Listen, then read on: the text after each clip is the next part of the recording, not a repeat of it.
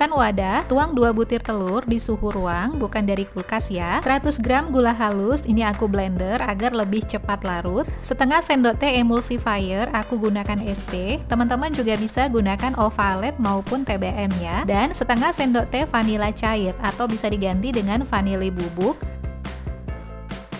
Lalu mixer dengan kecepatan tinggi sampai mengembang, kental, putih dan berjejak. Ini sekitar 7-9 menitan, tergantung mixer yang digunakan.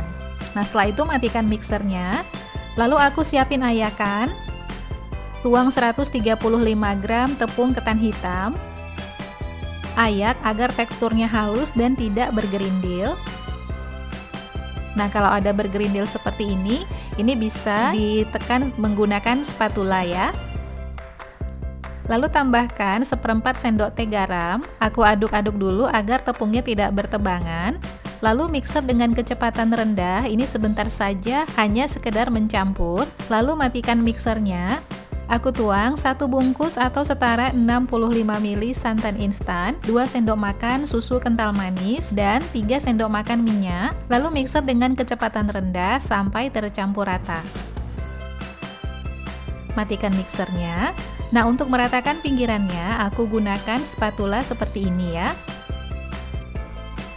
Selanjutnya, aku siapin plastik segitiga dan adonan ini dituang ke dalam plastik segitiga. Diikat bagian atasnya, sisihkan. Selanjutnya, aku siapin cetakan puding mini, ini bentuk twister, diameter atas 7 cm. Lalu aku oles dengan margarin atau bisa juga minyak secara tipis-tipis dan merata ya. Nah, setelah diolesi semua, lalu aku tuang adonan yang sudah dimasukkan ke plastik segitiga tadi. Aku tuang ke cetakan, ini tebalnya lebih kurang 1/3 bagian cetakan. Lakukan hingga selesai. Nah, teman-teman, untuk kukusan harus dipanaskan terlebih dahulu sampai beruap. Selanjutnya, masukkan dan susun cetakan satu persatu. Nah, untuk lapisan pertama ini, kukus selama 5 menit dengan api sedang saja ya. Sambil menunggu, aku akan membuat lapisan kejunya. Siapkan wadah, tuang 1 bungkus setara dengan 160 gram keju oles atau spready. Teman-teman bisa juga gunakan cream cheese. 25 gram gula halus, ini juga aku blender ya.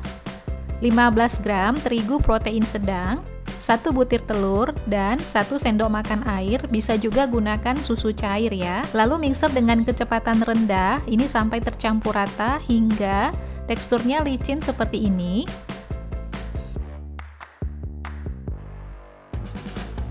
Matikan mixernya. Lalu untuk meratakan pinggirannya, aku gunakan spatula. Dan ini juga sama, aku akan tuang ke dalam plastik segitiga agar memudahkan pada saat menuang ke cetakan nanti. Setelah dituang, ikat bagian atasnya dan siap untuk digunakan. Setelah 5 menit, kukusannya sudah bisa dibuka. Lanjut aku akan mengisi lapisan kejunya. Dan teman-teman di sini harap berhati-hati karena kukusannya ini masih panas. Tuangkan lapisan kejunya, untuk ketebalannya bisa dikira-kira aja. Dan di sini aku tuang, ini ketebalannya sekitar 0,5 cm. Lakukan hingga selesai. Setelah diisi semuanya, kukus lagi selama 5 menit. Lalu dilanjutkan dengan lapisan ketan hitamnya lagi ya. Aku isi sampai batas motif cetakannya saja. Lakukan hingga selesai.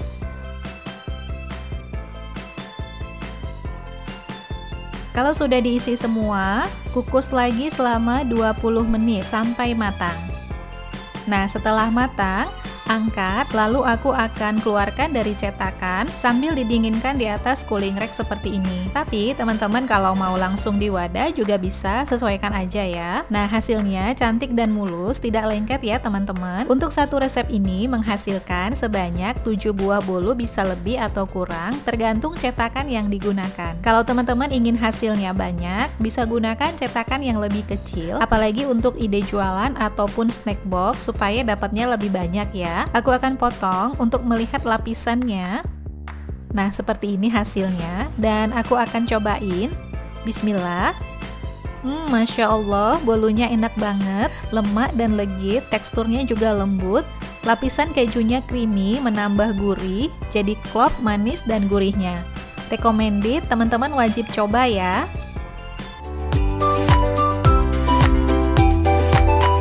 Pertama, aku siapin cetakannya terlebih dahulu. Ini masih varian cetakan Putu Ayu. Jadi ukurannya mini, diameter atas 5 cm, bawah 3 cm. Lalu olesi dengan minyak atau margarin. Lakukan hingga selesai. Sisihkan, siapkan mangkuk, tuang 2 butir telur, 100 gram gula, setengah sendok teh emulsifier, aku gunakan SP, bisa diganti dengan Ovalet, setengah sendok teh vanila cair, lalu mixer dengan kecepatan maksimal sampai mengembang, kental, putih dan berjejak. Nah, kira-kira seperti ini teksturnya. Lalu aku akan membagi dua adonan ini sama rata. Yang pertama ini aku akan tambahkan 50 gram tepung terigu protein sedang dan 12 gram tepung maizena. Diayak terlebih dahulu agar teksturnya halus.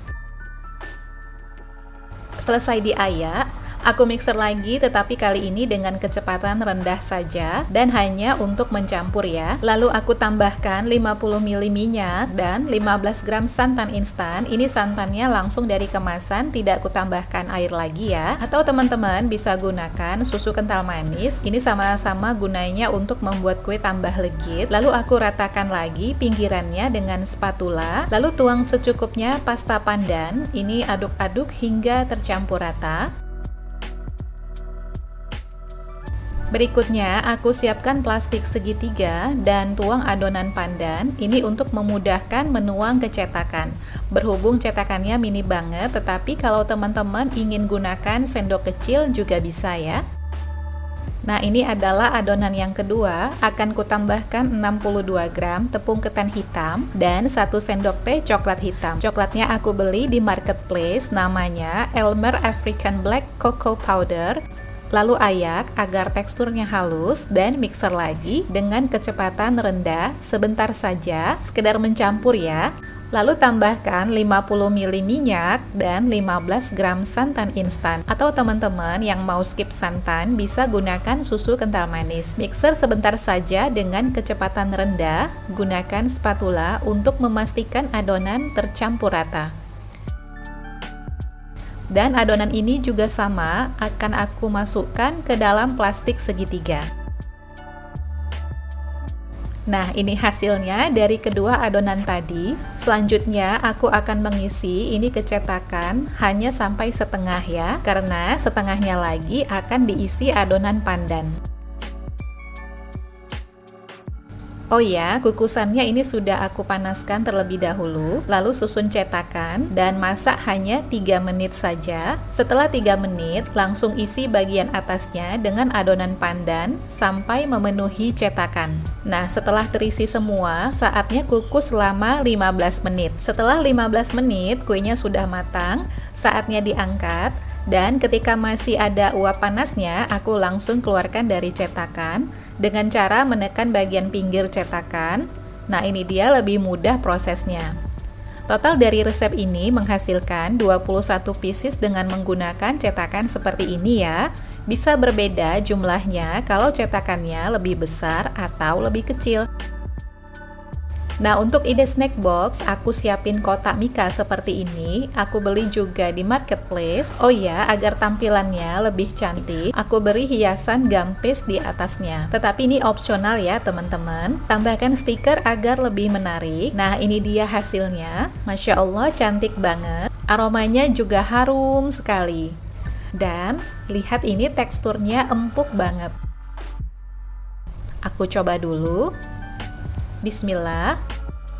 Masya Allah, kuenya lembut, manisnya pas, gurih dari santan, dan legit banget. Recommended. Alhamdulillah punya cemilan juga buat duduk santai nih. Terima kasih ya teman-teman sudah nonton videoku sampai selesai. Semoga bermanfaat. Pastikan teman-teman sudah subscribe, like, komen, dan share. Juga aktifin tombol loncengnya agar tidak ketinggalan video-video terbaru. Sampai ketemu lagi di video selanjutnya. Selamat mencoba. Assalamualaikum.